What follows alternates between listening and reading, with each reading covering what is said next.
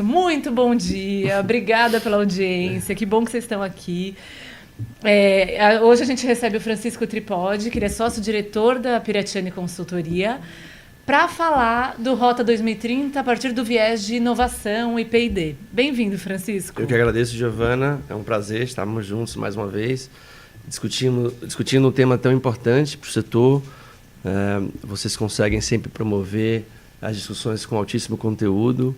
Estou muito ansioso aqui para as perguntas que virão. Ah, que bom. Obrigada, Francisco. A gente já começou a receber algumas perguntas. Pessoal, vão contando aqui no chat de onde vocês são, que empresa. Mesmo quem não tiver pergunta, conta de qual empresa, se é do setor de autopeças, se é pequena empresa, média, grande, se é montadora. Vamos conversando aqui para a gente já entender melhor. Exatamente. Quem está assistindo, né? Então, antes de começar, eu agradeço a Casa E. Eu já agradecia antes, mas a gente estava sem áudio. Então, obrigada, Casa E, a BASF, que oferece esse espaço tão legal, que é um espaço conceito da BASF aqui em São Paulo, aberto à visitação. Então, muito obrigada pela parceria da BASF. E também um recadinho rápido. A gente vai promover no dia 19 de agosto um evento muito legal. A gente está assim, empenhadíssimos aqui, caprichando. O ABPLAN, Planejamento Automotivo, que é para discutir e ajudar todo mundo a criar um planejamento forte, robusto para 2020. Então, o Francisco vai estar lá também, ele vai fazer uma sessão de cocriação para ajudar vocês a pensarem no planejamento em relação ao Rota 2030. Olha aqui o compromisso, hein, Francisco? Exatamente. Compromisso público. Nós vamos reunir as 3 áreas da Piratiani: consultoria, educação e funding. Então, são times multidisciplinares e a nossa expectativa é que a gente consiga levar algo com bastante interação, bastante novo para todo mundo e que a gente consiga, de fato, ter colaboração e gerar conteúdo para todo mundo. Legal, muito bem, vai ser demais. As informações todas do evento já estão no ar, tem o site planejamentoautomotivo.com.br. Convido todo mundo a ir lá dar uma olhada na programação que a gente já tem. Vai ser muito legal mesmo, assim, muito especial. A gente vai ter muitas salas de cocriação dessa conversa muito próxima com ótimos especialistas. Então, vamos lá, gente.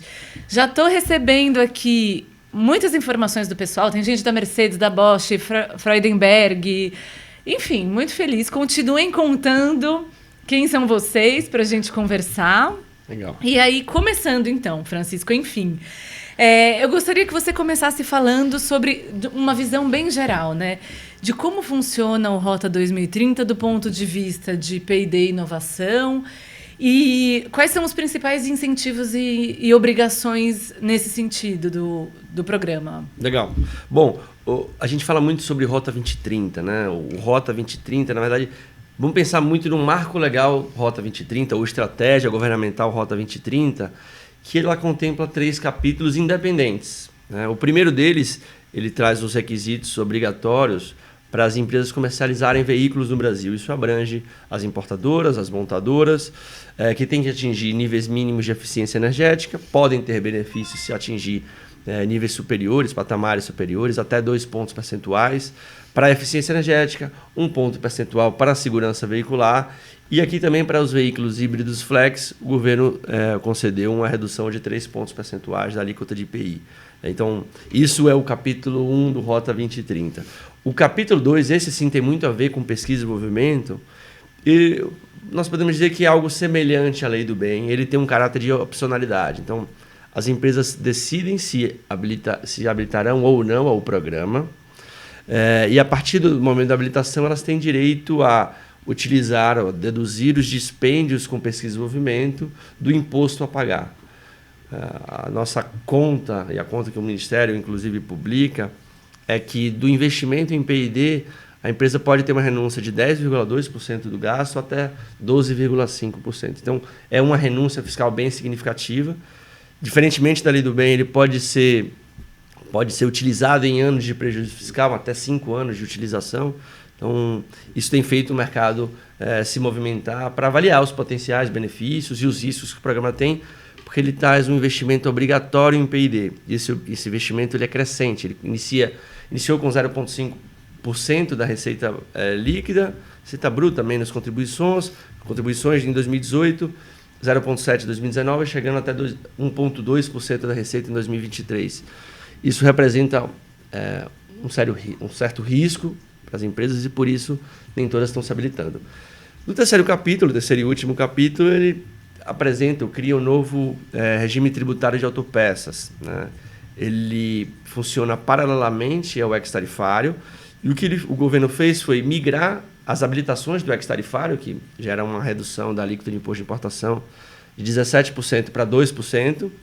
O governo isentou o pagamento desses 2% e obriga as empresas a investirem um montante equivalente aos 2% em um projeto, uma parceria, um programa prioritário de pesquisa e desenvolvimento por meio de um Instituto de Ciência e Tecnologia, um centro de P&D, uma universidade, instituição de ensino.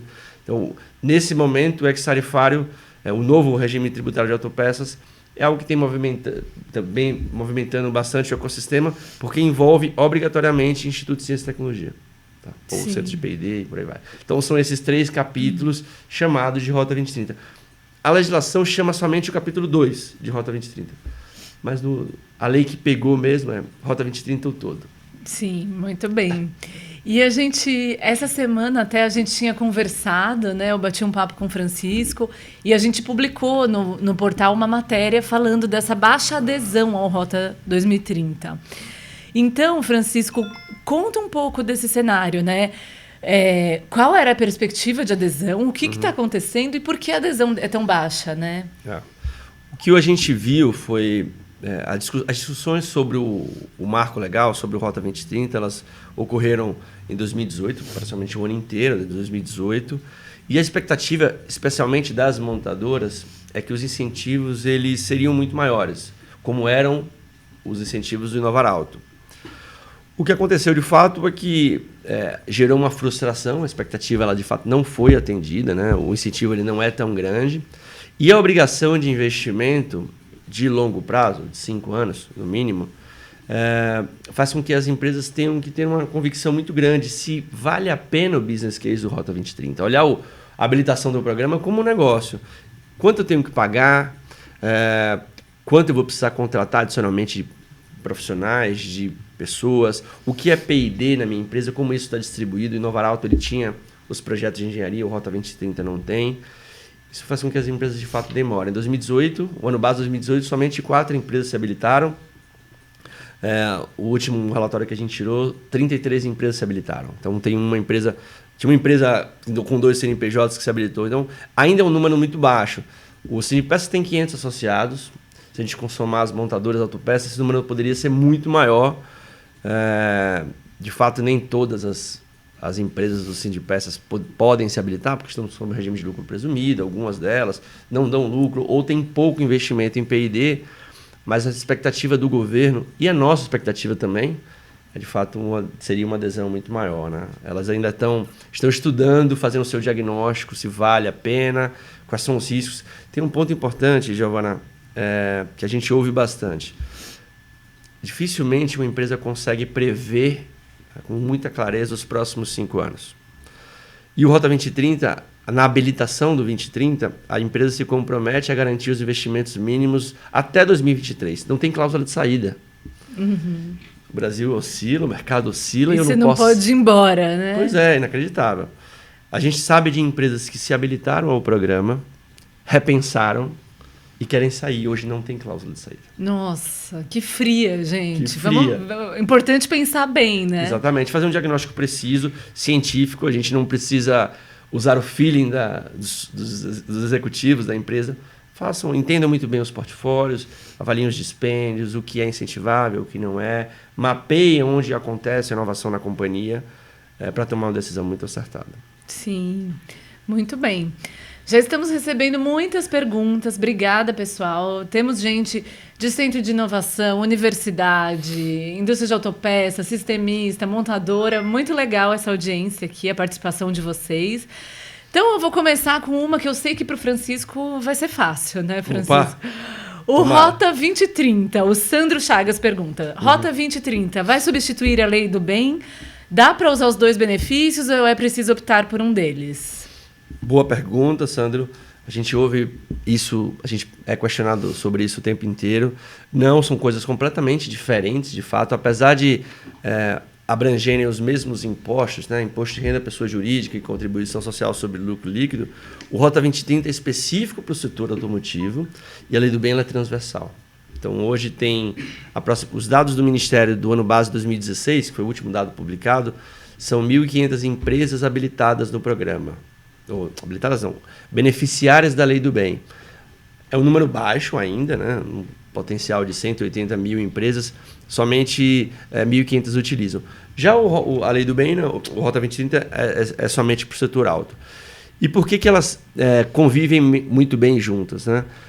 Tanto a Lei do Bem quanto o Rota 2030, ela permite acumular esses incentivos.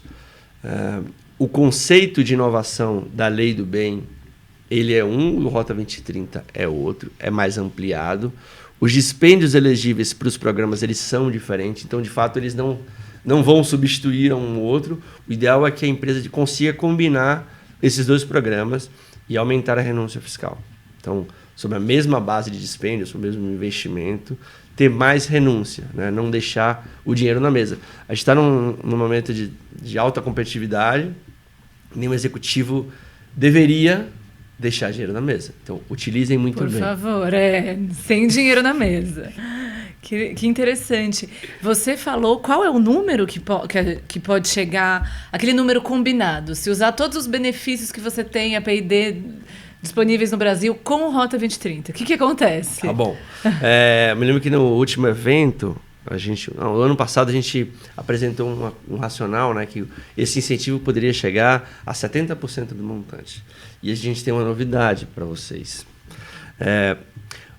Por conta do ex-tarifário, o Ministério da Economia, junto com o Ministério da Ciência, Tecnologia, Inovações e Comunicações, ele abriu um edital para credenciar os gestores dos programas prioritários em P&D.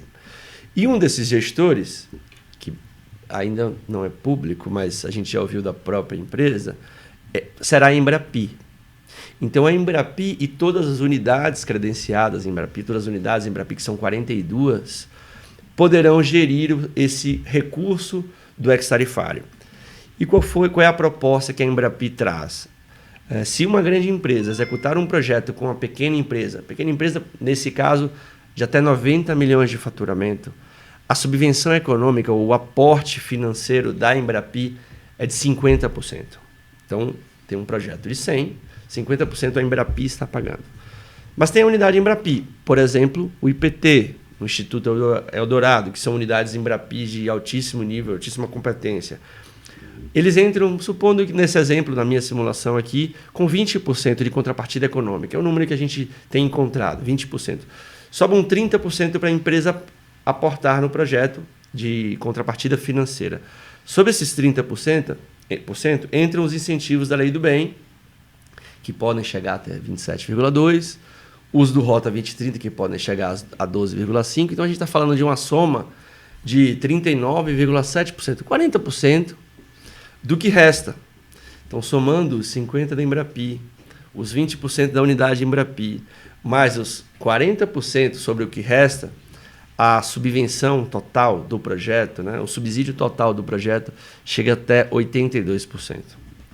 Então, a empresa precisa pagar somente 18% do projeto de P&D, se executar, obviamente, com a empresa que fatura, em parceria com a empresa que fatura até 90 milhões de reais por ano.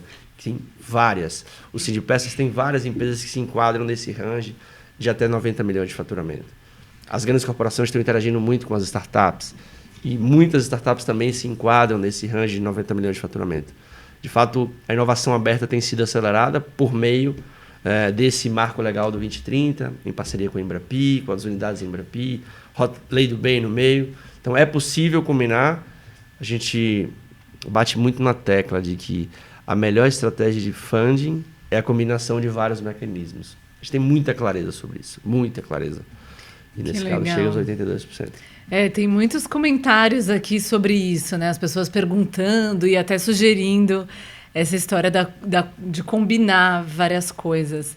Isso é um desafio de gestão também para as empresas, né? Eu perdi um pouco aqui, gente, no chat, mas alguém comentou de forma muito inteligente desse desafio de gerir tudo isso e a pessoa comentou que as regras não estão exatamente tão claras, né? Sim. Então, como fazer isso, Francisco? Por onde começar? Como fazer esse trabalho? E até que ponto as regras estão colocadas?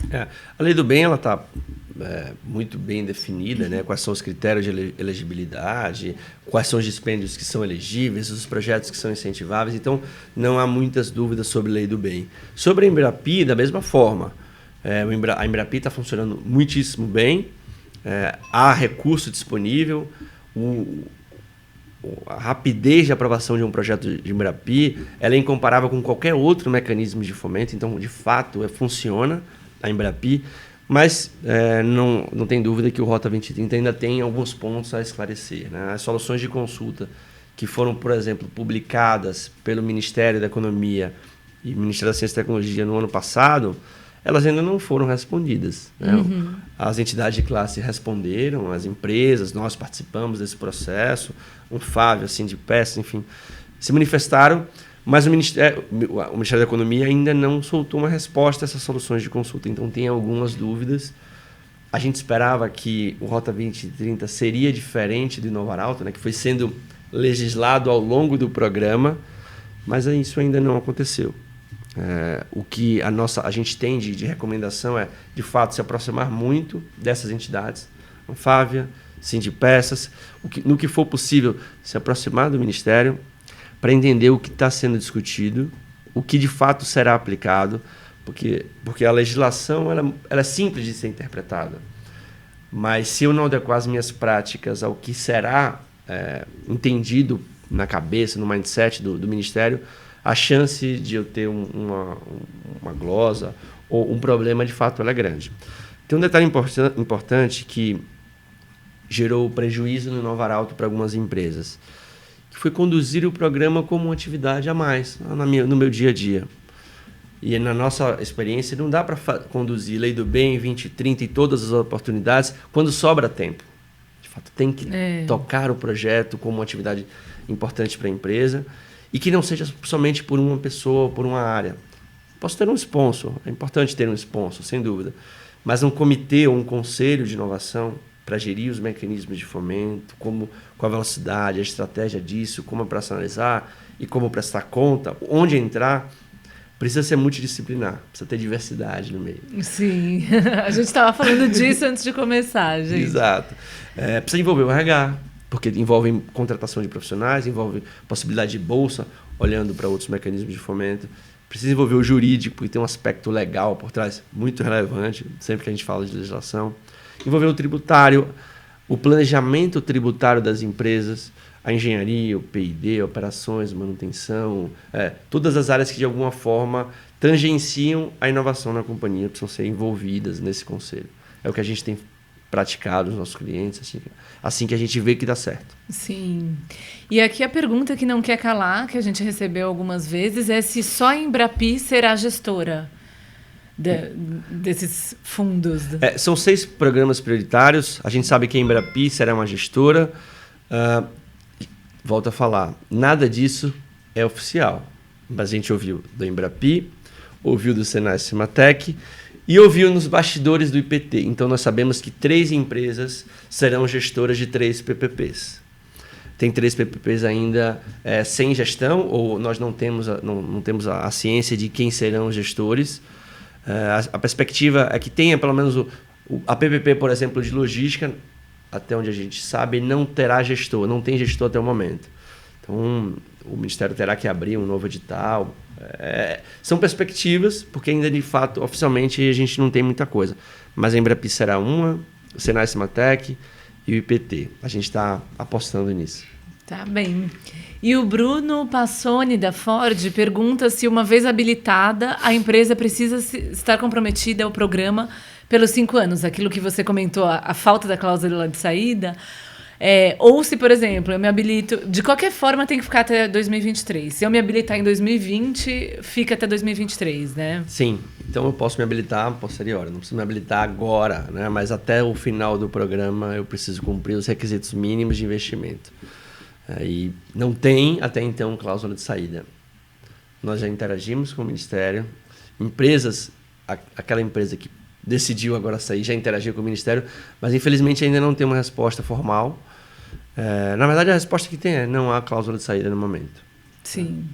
O que é bem controverso. É bem controverso, né? É bem difícil.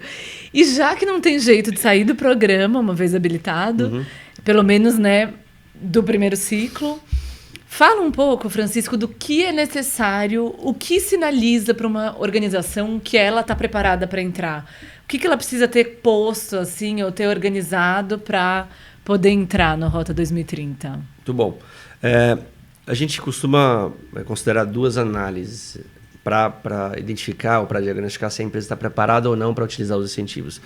A primeira análise é uma análise qualitativa que tem a ver com o grau de maturidade, né, da empresa para conduzir o programa internamente. Se ela tem governança, se ela está estruturada para isso, se ela tem consciência do marco legal e como isso influencia a rotina da empresa. Um segundo pilar, como ela vai gerir e operacionalizar isso, se ela tem braço para isso. A gente soube de empresas do Inovar Alto que tiveram que contratar, a toque de caixa, 20 profissionais para apoiar no acompanhamento da auditoria. Nossa. Então, foi um susto ali para a empresa. E, por fim, garantir o accountability, garantir a prestação de contas para que, de fato, o Rota não vire um problema. E sobre a análise qualitativa, não posso deixar de falar do nosso diagnóstico, do grau de maturidade das empresas. Foram mais 180 respostas, né? 180 profissionais responderam. E, de fato, o índice, a resposta é meio assustadora, né? 45% das empresas disseram não conhecer todas as regras do programa, não sabem se vão se habilitar.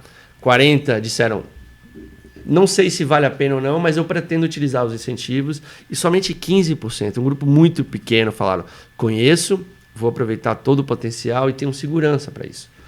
Então, nossa, é muito baixo. É muito 15%. baixo 15%, né? Isso reflete talvez até a habilitação, né? Então, somente 33% das empresas se habilitaram. Isso sob o aspecto qualitativo. No aspecto quantitativo, e aí sim, com mais ciência, eu preciso conhecer todas as variáveis do programa. Ler muito bem o impacto da legislação com os outros incentivos que eu utilizo, como a minha empresa está organizada, como os meus processos são organizados, contábeis, gerenciais, enfim. No segundo momento, identificar o que é P&D, não para o que eu chamo de P&D. Tem uma pesquisa que a gente fez com empresas beneficiárias da Lei do Bem, tá? Aqui somente Lei do Bem, que conduziam o trabalho internamente ou com viés jurídico, contábil. A legislação diz isso, vou usar o incentivo que a legislação diz, ou que eu interpreto sobre a legislação. E o que essa pesquisa mostrou é que 31% dos dispêndios elegíveis para fins de incentivos fiscais da Lei do Bem não são aproveitados. Se perde esse dinheiro. Então, nesse momento é bom fazer um brainstorm do que é P&D, não do que a empresa chama de P&D. P&D para a legislação é isso. Então, entendi o que é P&D, analisei em todas as minhas áreas se tem atividades elegíveis ou não e contabilizei, fiz uma estimativa dos dispêndios para fins de incentivos fiscais. Eu tenho um potencial de dispêndio para os próximos 5 anos. Eu preciso estimar isso para os próximos 5 anos. Além disso, eu preciso saber qual é a minha perspectiva de faturamento, de receita líquida para os próximos 5 anos. Se eu vou ter um alto crescimento, se eu não terei crescimento, porque isso influencia a conta. E, por fim, combinar com a Lei do Bem. Tem um detalhe importante, a gente está fazendo um diagnóstico com um grande sistemista, e um dos anos, porque o P&D, o que o governo não consegue entender é que o P&D ele não segue uma rigidez, né? Ele é cíclico, então eu tenho uma plataforma para desenvolver, vou investir muito no ano eu diminuo o investimento, sim, e por aí vai. O Rota 20 não tem isso. Então, para essa empresa, um dos anos poderia comprometer toda a habilitação. O que a gente mostrou para ele é que o benefício gerado pelos anos que ele cumpria a meta era superior ao gap que ele tinha num determinado ano. Então, sim, vale a pena a gente fez, inclusive, análise financeira para isso, atualização do dinheiro, do valor do dinheiro no tempo, né? Então, combinando com a lei do bem, vale a pena sim, a empresa se habilitou. Essa conta que a gente fez para a empresa. Que legal, que interessante. Só para esclarecer para o pessoal, não sei se todo mundo conhece o nosso diagnóstico que a gente fez em parceria do grau de maturidade de preparação para o Rota 2030. Então, é um questionário que a gente tem que você pode responder e ver quão preparada a sua empresa está para o Rota 2030. A sua empresa você recebe na hora, né? O diagnóstico é super interessante.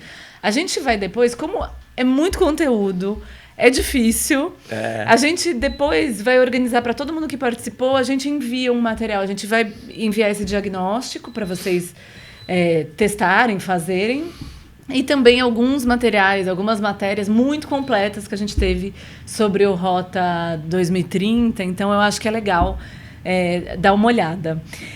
A gente tem recebido, Francisco, uma série de... só pegando o gancho aqui já no que você estava falando, a gente acabou de receber uma pergunta do Tércio Anunciato. Ele questiona, existe um conceito de inovação que deva ser atendido? Isso que você estava falando, né? Do que entender por inovação, o que entender por P&D. Onde a gente acha, Yu? Essa pergunta ela é muito boa. Tércio?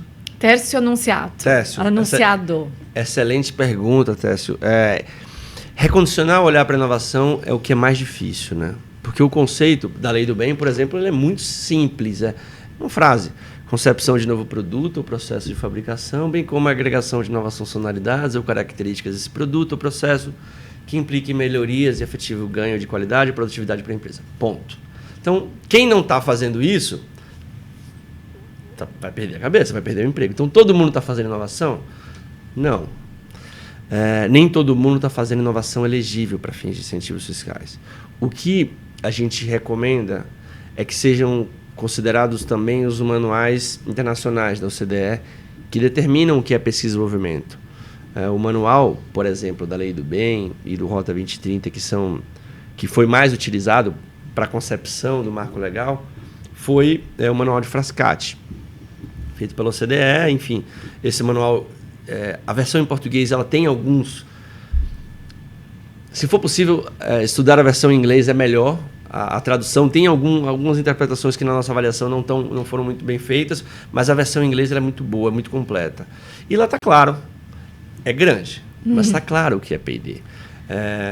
E a gente costuma chamar o P&D brasileiro de outras coisas. A gente chama de assistência técnica, a gente chama de marketing, a gente chama até nomes pejorativos, Trapizon, Garmeng, chama o professor Pardal da manutenção. E o que esse profissional está fazendo é P&D. Obviamente, tem uma parte de estruturar bem o projeto, nem toda empresa está estruturada para a gestão de projetos, então precisa ter um termo de abertura, precisa ter um book de evidências técnicas, evidências contábeis de que fato esse projeto existiu, mas tem uma parte de recondicionar o olhar para a inovação. E respondendo a pergunta do Tércio, o manual de Frascati é um bom referencial para entender muito bem o que é P&D. Muito bem. E a gente recebeu algumas perguntas... Algumas perguntas para entender assim no nível mais básico Rota 2030 em relação ao Inovar Alto. Tá. Você pode fazer esse balanço, Francisco? O que mudou? A gente recebeu questão sobre se a gente ainda tem meta de etapas produtivas. O que acontece? Quais são as diferenças essenciais entre os dois programas? Boa. As diferenças são muitas, né? O primeiro é que o Inovar Alto ele permite a habilitação somente das montadoras e das importadoras. Então, ele não beneficia diretamente as autopeças e os sistemistas. Isso amplia consideravelmente, ou de fato gera adensamento da cadeia. O nome do Inovar Alto era Inovar Alto, Programa de Adensamento da Cadeia Produtiva. E de fato, do setor automotivo. E não teve um adensamento tão grande porque o benefício era direto para as montadoras. As obrigações também eram somente para montadoras. E aí sim, tinha etapas fabris, tinha etiquetagem veicular, tinha eficiência energética, eram os principais pontos. Tinha benefícios relacionados à importação. Tudo isso sumiu. Na verdade, alguns pontos desses sumiram. O que mantém-se é somente para as montadoras em requisitos, né? para comercialização, montadoras e importadoras, para quem comercializa veículos no Brasil, precisa atender os níveis mínimos de eficiência energética, atingir os níveis mínimos de segurança veicular, de etiquetagem. E a etiquetagem veicular para o Rota 2030 vai contemplar tanto aspectos de eficiência quanto aspectos de segurança, diferentemente do Novo Arauto, que era somente aspectos de eficiência. As metas de etapas Fabris, por exemplo, elas deixam de existir. O benefício do do Inovar Auto, ele era crédito presumido de IPI, então era muito voltado para o produto. Esse foi um dos principais motivos da condenação do Inovar Auto pela OMC. E o Ministério, o governo precisava mudar isso. Então, não incentivar o produto e sim a renda. Então, o mindset é completamente diferente. O Rota 2030 ele é totalmente compatível com a OMC, e isso dá sem dúvida, credibilidade para o programa, dá previsibilidade para o programa. Falando agora um pouco do básico do Rota 2030, né? Eu contei dos 3 pilares, dos 3 programas. O primeiro é só para as montadoras, que tem que atingir esses níveis mínimos. Para as autopeças e sistemistas, o benefício está diretamente relacionado para as empresas que fabricam. Rota 2030, quem fabrica veículos, quem fabrica caminhões e máquinas agrícolas, quem fabrica partes, peças e componentes e quem desenvolve soluções para a mobilidade logística. Tá? Esse tema ainda é bastante cinzento, soluções de mobilidade logística, né? Nós mesmos já interagimos com o Ministério em algum momento, porque empresas, por exemplo, que desenvolvem implementos rodoviários, eles não são instalados, eles não são manufaturados na montadora, eles são instalados posteriormente. Da forma que está escrito hoje, ele não é uma autopeça, é uma empresa de solução de mobilidade logística. Só que o Ministério não tem clareza se pode ou não. Então tem uma dúvida aqui por trás. Mas o benefício, ele é a redução, na verdade é um crédito do imposto de renda e da contribuição social, que é calculado em função do dispêndio de P&D. Ele tem um dispêndio básico, que é o dispêndio de P&D, que aí entram os projetos com os dispêndios com pessoal próprio, materiais de consumo, serviços de terceiros, o custo do centro de P&D, as despesas operacionais. Além disso, ele dá um dispêndio, um incentivo adicional para os dispêndios chamados estratégicos. E aqui entram os pesquisadores com dedicação exclusiva, manufatura avançada, Big Data, IoT, logística, conectividade. Bom, tem 10 tipos de dispêndios estratégicos que aí o governo concede um incentivo adicional de mais 2,3%. Somei o 10,2 mais 12,3, tem uns 12,5 no total do dispêndio. Sobre o ex-tarifário, a empresa que já utilizava o ex-tarifário e teve a migração, isso já está valendo, então não foi opcional. A partir de 1º de janeiro, toda a empresa que tinha a habilitação do ex-tarifário migrou para o novo regime tributário de autopeças.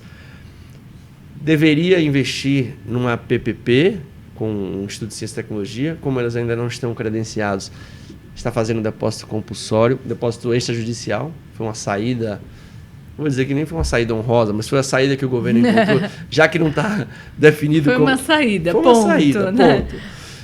A gente até ouviu de uma empresa, poxa, isso não compromete a credibilidade do programa? A gente esperava tanto, né, aumentar a interação, se relacionar com os institutos, porque o nível de engajamento é muito baixo ainda, especialmente das montadoras.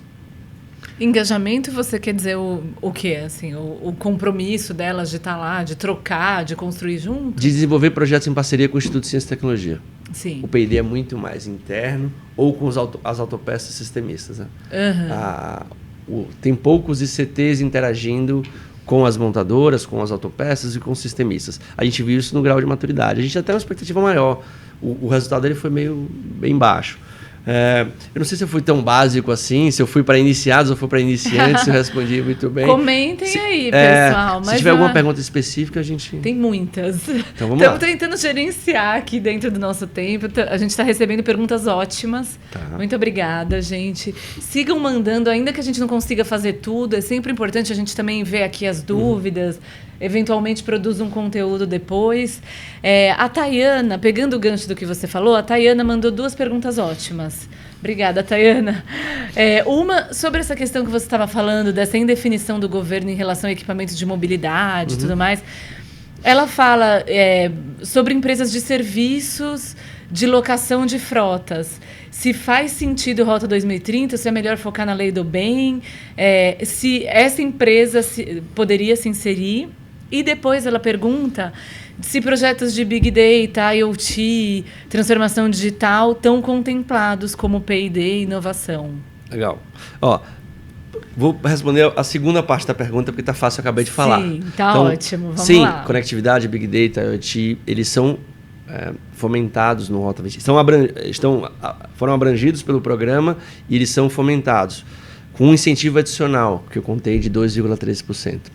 Eles são chamados de dispêndios estratégicos. Então, se você for uma empresa que fornece para a cadeia soluções relacionadas à manufatura, Big Data, vocês estão ouvindo a gente, né?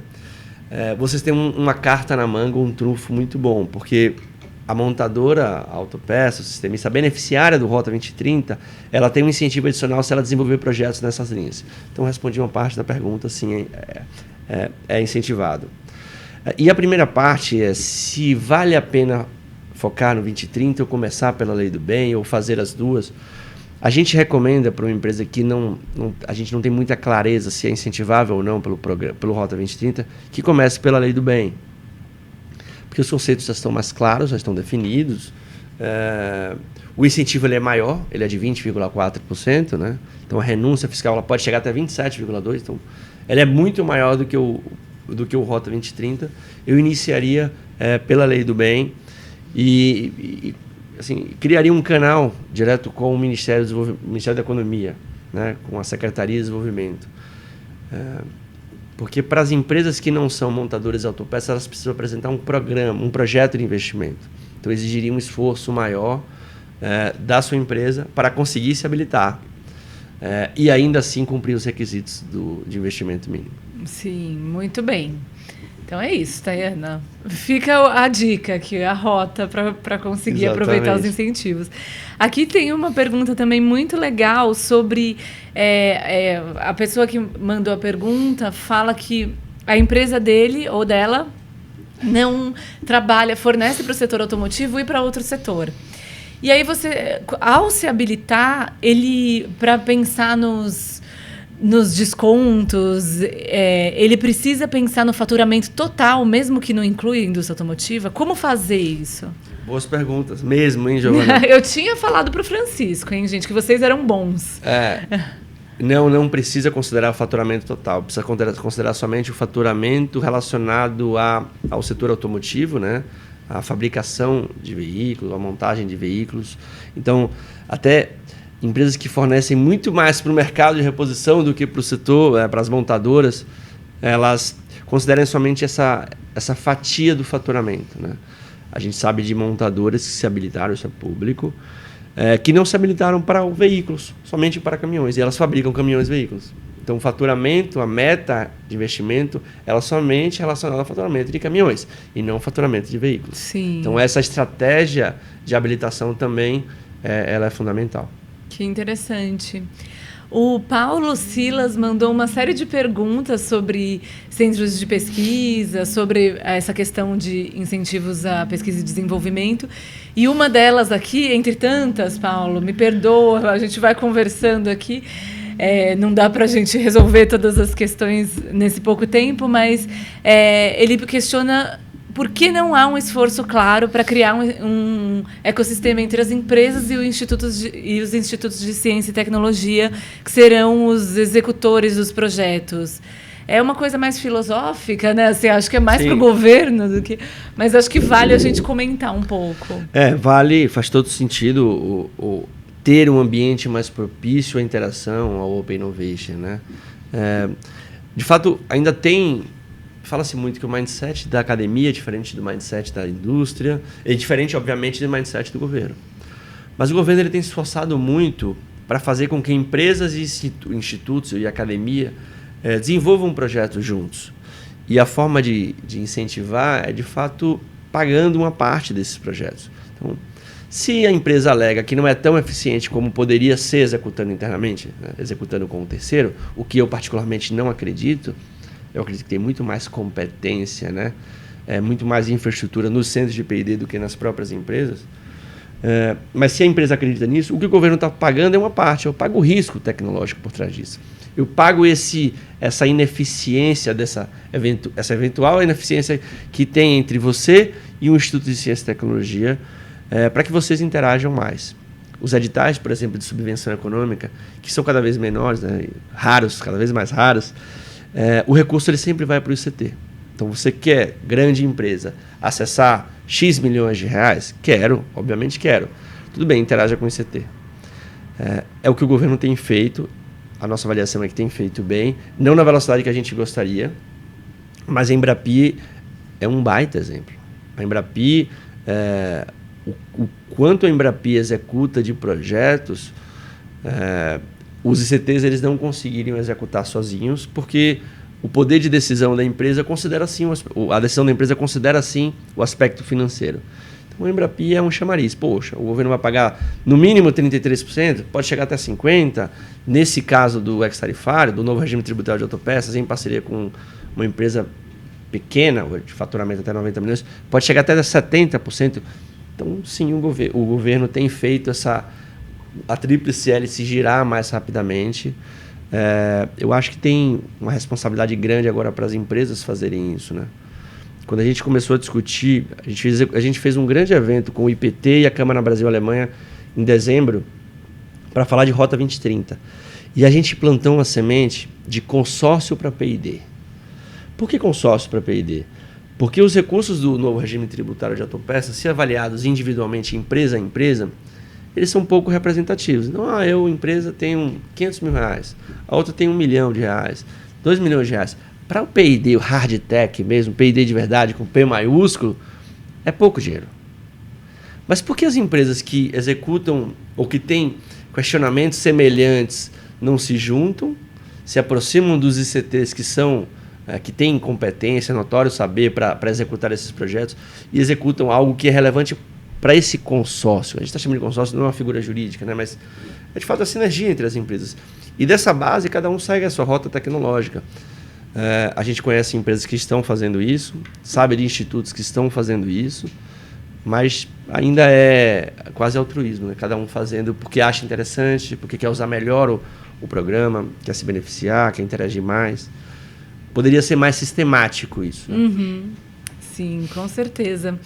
A gente tem uma série de perguntas, vou juntar aqui num pacote, sobre o horizonte do resultado que o Rota 2030 pode trazer para a indústria automotiva. Então, tem perguntas se vai aumentar a qualidade dos carros, se vai ampliar as exportações, se vai baixar o preço dos carros por causa dos incentivos. Que análise você faz, assim, olhando talvez médio e longo prazo? Qual pode ser o resultado do Rota 2030?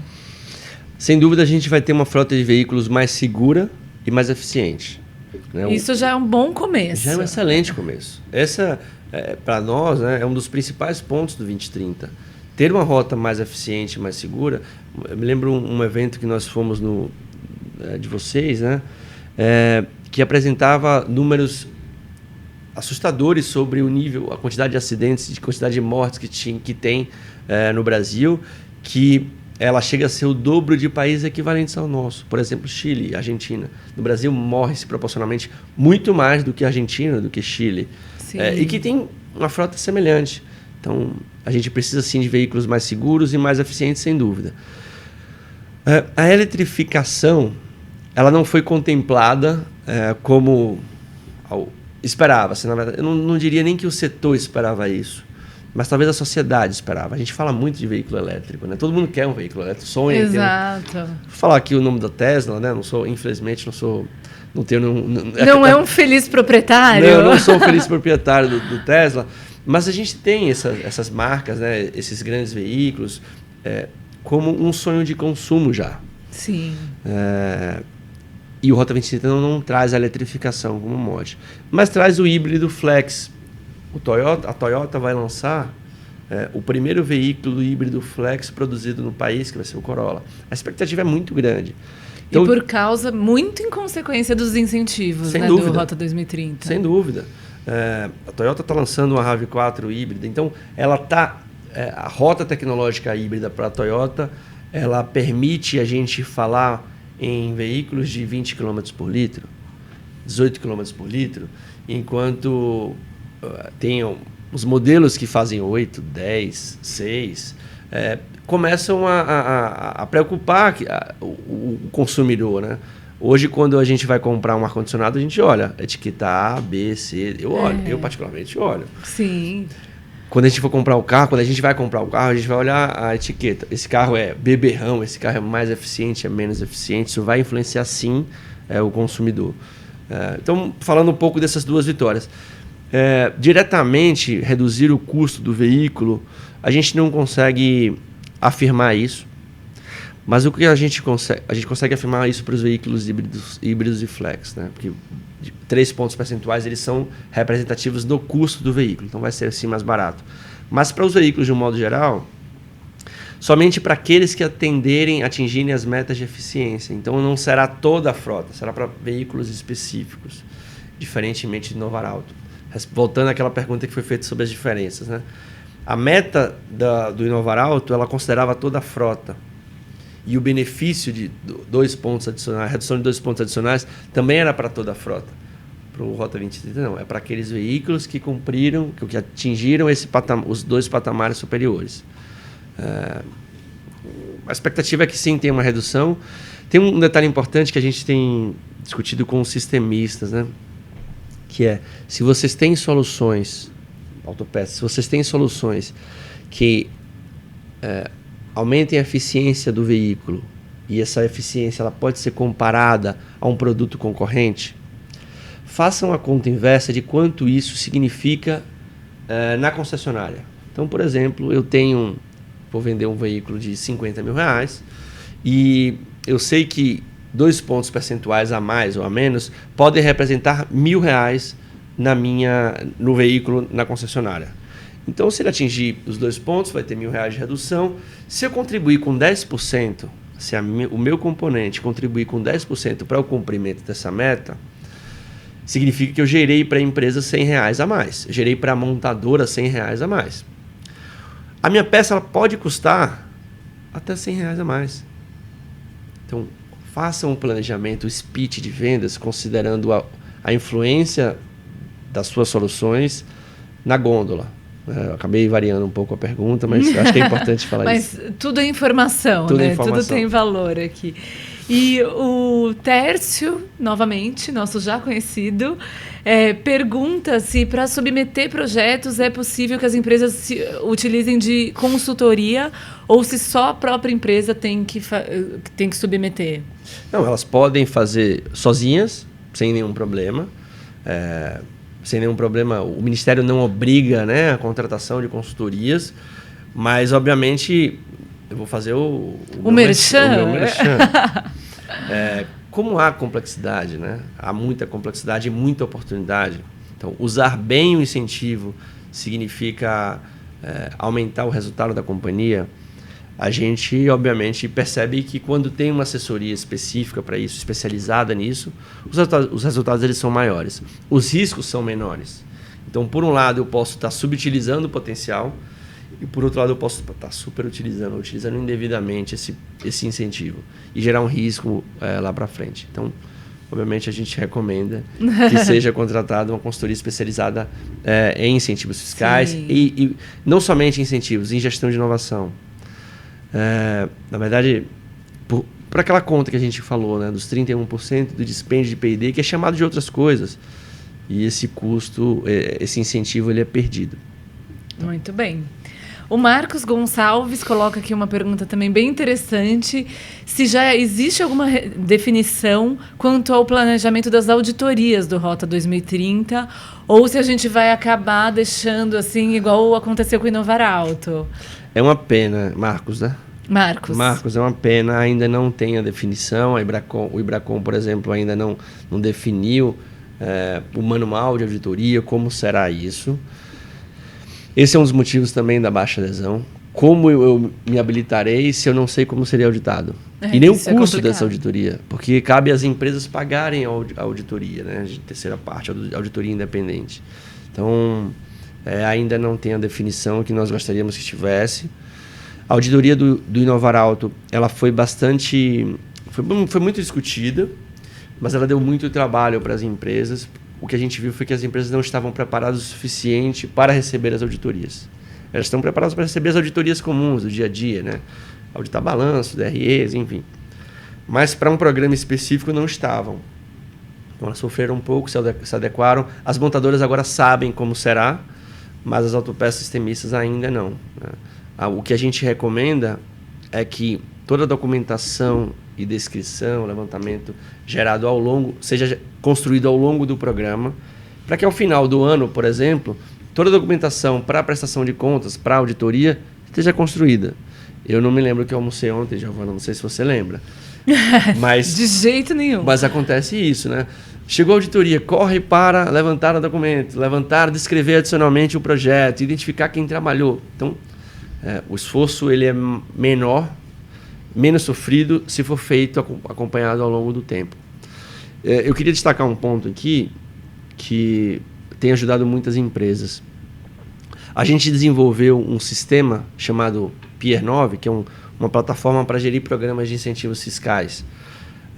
Esse programa ele foi criado em 2008 e ele vem sendo atualizado constantemente, foi aplicado em Inovar Alto, foi aplicado no incentivo específico para o Norte, Nordeste e Centro-Oeste, para programas de financiamento reembolsável, não reembolsável. E a lógica é que cada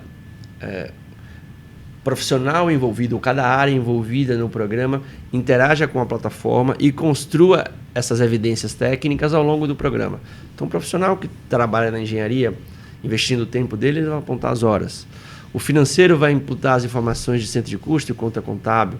O RH vai valorar essas horas. O Tex vai apertar um botão e vai sair o relatório. Esse software, por exemplo, ele tem interação com o site do Ministério da Ciência, Tecnologia, Inovações e Comunicações, e a gente envia o Form PID da Lei do Bem automaticamente. Eu não preciso entrar, preencher. Com um clique, o Form PID ele é preenchido automaticamente.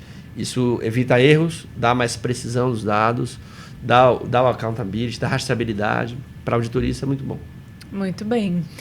Nós estamos nos minutos finais, pessoal. A gente vai avançar uns 5 minutinhos, porque no começo a gente teve aquele problema do áudio, né? Sim. Então, mais umas 2 perguntinhas. Então, a primeira que eu selecionei aqui é sobre o que pode entrar nesses investimentos elegíveis ao Rota 2030, né? De receber incentivo. Então, acho que você já falou um pouco, mas se investimentos em pessoas capacitadas para gerir projetos de inovação entra. E outra pergunta aqui é se os custos com uma eventual assessoria, uma consultoria especializada para dar suporte ao Rota 2030 pode entrar como dispêndio em inovação. A gente falou um pouco sobre os dispêndios, o que é elegível, pessoal, material, terceiros, aquisição de equipamentos. Tem um detalhe importante aqui que é os dispêndios elegíveis para fins de incentivos atendem basicamente esse rol de rubricas que eu comentei, mas tem dispêndios que são elegíveis para cumprimento das metas. E aqui entra a aquisição de equipamento para produção, para laboratórios, para centros de P&D. Então, esse investimento, que muitas vezes ele é desconsiderado, os ferramentais de novos produtos são elegíveis para cumprimento da meta, eles são desconsiderados à conta. Então, a empresa pode decidir não entrar no programa porque ela não considerou essas rubricas. E falando sobre a segunda parte da pergunta, se os dispêndios com a consultoria, a dispêndio com a Peratiani, a gente não recomenda que sejam contabilizados esses dispêndios para fins de incentivos fiscais. A nossa contribuição ela é no campo da gestão do programa, né? A gente faz muita capacitação. Então, quando nós, nos nossos contratos, contemplam capacitação, e a gente tem uma lista de mais de 10 cursos relacionados à inovação, esse custo de capacitação sim é elegível, principalmente capacitação de fornecedores. No Inovar Alto a gente foi contratado para capacitar os fornecedores de uma determinada montadora e a gente fez um tour aí pelo parque de fornecedores. Esse dispêndio é elegível, mas para a gestão não, na nossa avaliação nós não recomendamos que seja contabilizado. Sim, muito bem. Tem uma pergunta aqui que se com a entrada do Rota 2030, se você acha que o Ministério da Economia vai retirar os incentivos Norte e Nordeste já existentes, já que com a entrada do programa do Rota 2030 não será considerado pelo governo 2 incentivos. Acho que não, né? Inclusive isso entrou no Rota 2030, não foi, Francisco? Exatamente. Como uma pauta bomba que gerou uma certa polêmica lá. A nossa avaliação é que não. O que o governo anterior fez vai ser mantido, né? O governo, obviamente, ele precisa promover a segurança jurídica para as empresas, né? Sim. E suspender um programa de incentivo que exige investimento, como é o caso, por exemplo, do incentivo regional, seria involução, e eu acho que o governo não se propõe a isso. Outros mecanismos de fomento, sim, eles estão sob júdice, principalmente aqueles que afetam, que não são compatíveis com a OMC, mas não é um incentivo regional, nem um incentivo do Rota 2030, muito menos o da Lei do Bem. Eu acho que a perspectiva, inclusive, que foi nos passada pelo Ministério da Ciência, Tecnologia, Inovações e Comunicações, é que os incentivos da Lei do Bem sejam ampliados. Sejam ampliados para empresas de lucro presumido, que o incentivo fiscal percentual ele seja aumentado. A gente chegou a ouvir que o incentivo ele passaria de 20,4% líquido, né, para 34% dos dispêndios, então é um incremento muito significativo. Outros itens que hoje não são elegíveis passariam a ser elegíveis, por exemplo, a contratação de grandes empresas para a execução de projetos. No Rota é elegível, na Lei do Bem não, né, para desenvolvimento. Então, a minha avaliação é que incentivos à inovação não é alvo do governo, muito pelo contrário. Isso gera mais arrecadação. Sim. A gente foi contratado pelo próprio Ministério há um ano atrás para avaliar o efeito da Lei do Bem na arrecadação tributária, muito rapidamente. E o resultado foi que para cada R$1 de incentivos gerava R$4 em arrecadação. Então é um bom negócio também para o governo ter políticas de incentivo à inovação. Nossa, que interessante. Bom, gente, eu vou fazer uma última pergunta, mas fiquem aí porque a gente vai sortear uma inscrição cortesia para o ABPLAN, o Planejamento Automotivo, então logo mais. Essa última pergunta, Francisco, eu gostaria que você falasse mais sobre o contexto geral, o cenário mesmo.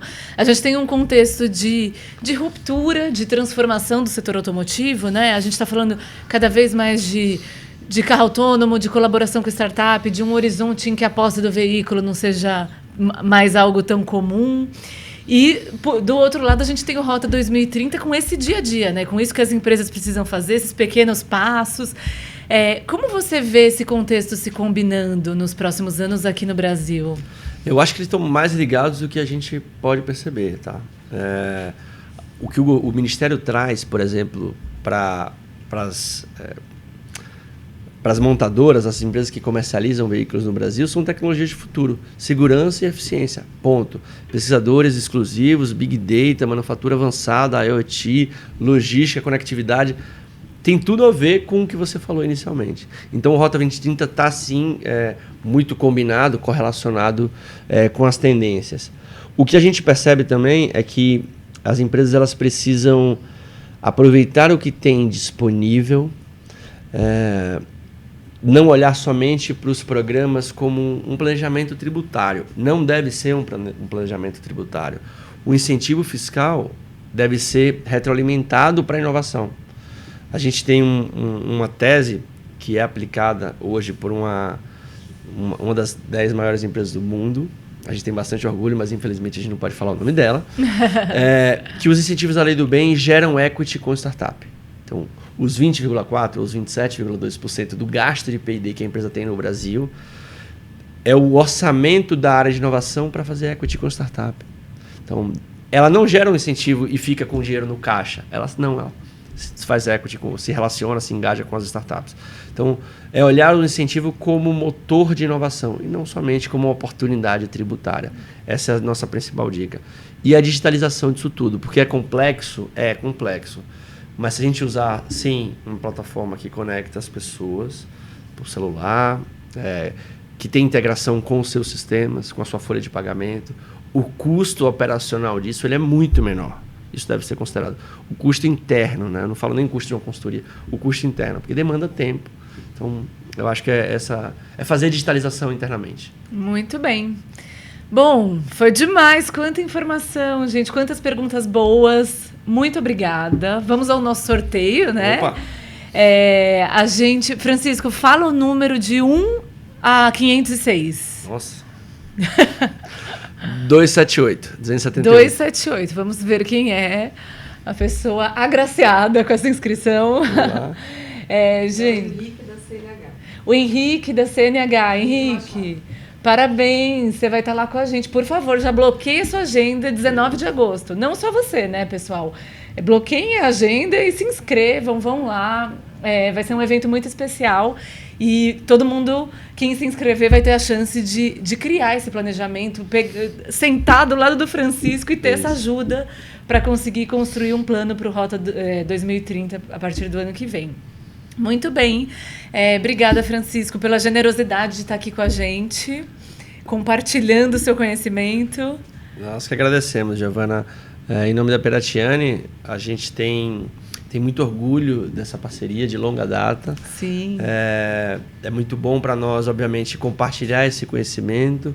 A gente acredita que quanto mais informação as empresas, os profissionais têm, maior é a capacidade inovativa do país, né? Gerando um tecido empresarial melhor, a gente gera uma sociedade melhor. Isso a gente acredita fortemente. Tá? Nós também. Que bom. Estamos juntos. E por isso a gente está sempre junto. Né? Exato, acho que é essa sinergia. Pessoal, super obrigada. Vocês foram incríveis, perguntas muito boas, audiência super qualificada. Fico muito feliz da gente ter uma comunidade tão legal aqui, querendo construir respostas, né? Então, muito obrigada. E antes de sair, deixem no chat, se vocês tiverem uma sugestão de tema para a gente fazer um webinar, de convidado, podem sugerir aí, a gente dá uma olhada depois e vê o que é possível realizar. Nos próximos dias, a gente manda para vocês um e-mail com algumas informações, com o link para fazer o diagnóstico do Rota 2030. Enfim, a gente vai conversando, tá bem? Muito obrigada. E obrigada à BASF por nos fornecer esse espaço para conversar com vocês. Giovana, eu posso fazer um convite? Sim, claro, faça. Porque a gente está falando de Rota 2030, eu acabei não comentando. A gente tem 2 workshops sobre 2030 na Câmara Brasil-Alemanha. Será o 4º workshop, um de 8 horas e um de 4 horas. Ele é muito voltado para as beneficiárias do programa e para as empresas que querem oferecer produtos e soluções para as beneficiárias. Então, passaram grandes empresas, eu acho que vale a pena vocês conhecerem. Muito bem, fica aí o recado. Vejam também a recomendação do Francisco. É isso, pessoal. Obrigada. Tchau, tchau. Tchau, tchau.